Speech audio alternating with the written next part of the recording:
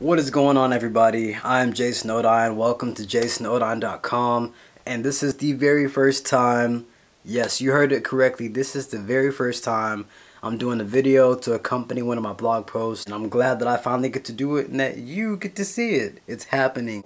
This video is going to be about why I'm deciding to build my own PC rather than buy a MacBook Pro or buy a Windows laptop or a gaming laptop even. It's pre-built that I could just use to edit my videos and do whatever I wanted on the internet. A little bit of backstory, it'll be quick. So back in December, I bought a camera. It's my first DSLR. It's a Canon EOS Rebel T7i. For those of you that don't speak camera, it just means I spent X amount of money on a entry-level camera to make videos that look like this. So kudos to that. I think it looks pretty good. It's awesome.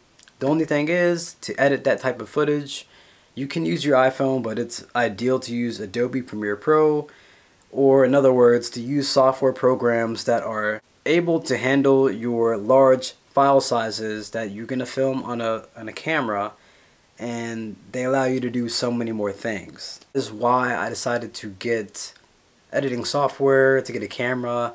The only thing is, I bought a laptop back in December, around Christmas time. I waited 3 months so I could take it back, and I did that on purpose. I was using a Windows computer, trying it out, seeing how I like the Windows operating system. I've been a long time user of Mac, and I'm a huge fan of Mac. Don't have anything against them. But I did end up frying my motherboard last summer. Yes, you heard that correctly. I fried the motherboard of a MacBook Pro. I used to have these wool blankets on my bed, and I was using my MacBook on the blanket for hours on end. And I would do that day after day after day for about 2 weeks or so.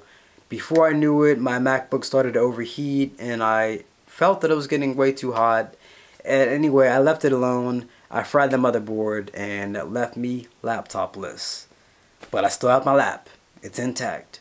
I ordered some parts online to build a PC. I ended up flipping a coin, really, because I was so torn between the two. Because if you do research, you can build a PC that can do everything a Mac can do, processing-wise, for a lot less money than a Mac actually costs. A Mac is about $1,800 for a 16-inch MacBook Pro, compared to if you build your own PC, that's around $1,000 to build a decent PC that can do really anything a Mac can do. And the only difference is going to come with branding. You're getting a different operating system that's easier to use. That's my experience with it. I much easier time using a Mac than a Windows laptop. But once you get used to Windows, it does become easier, and it's not such a big difference.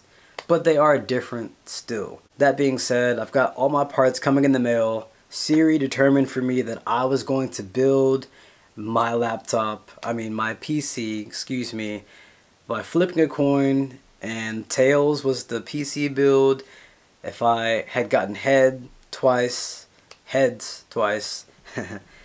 I would have bought a Mac. It landed on tails, and here we are. Well, I'm a little bit nervous. I've never built a PC before in my life, or been some computer tech guy either. So I'm just getting into this. I'm brand new. Sort of like this camera deal. I took a class in college one semester, DSLR cameras, and to me it was like if you threw me into a rocket science lab and said, hey, help us build a rocket, I would just look at you and blink like this, not knowing what to do. And that's how I felt when I got this camera. That's how I felt when I started editing videos in Premiere Pro. But time and time again, just sort of helped to build up some confidence, and it actually turned out to be a little bit more fun. I enjoy editing videos more than I did, which was not at all at first, because it was a long process. As you do it more often, video editing is great, but the reason I'm building the PC is mainly because I want to edit this video, not only this one, but many more to come, on a computer in Premiere Pro. I'm not really into the freelancing side of this yet. I just am building my skills, building my confidence to go ask someone to make them a video for free, and maybe eventually, if they like the work, would provide a fee.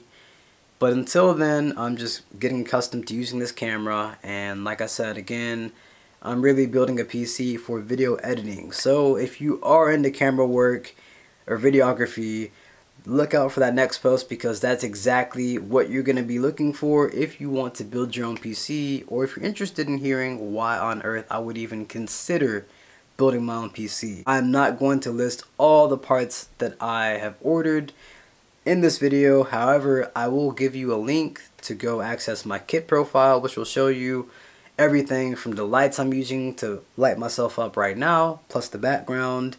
I think the acoustic foam that you see on the wall is even on that page as well. I've got the camera gear, lighting, I've got everything on my kit profile, which will show you all of the equipment if you wanted to order any of this for yourself, instead of having to ask me or peek through and try to zoom in on the video and see what kind of product is what. We don't want you doing that. So I got you covered in that aspect. But anyway, thank you for watching. That's a quick update.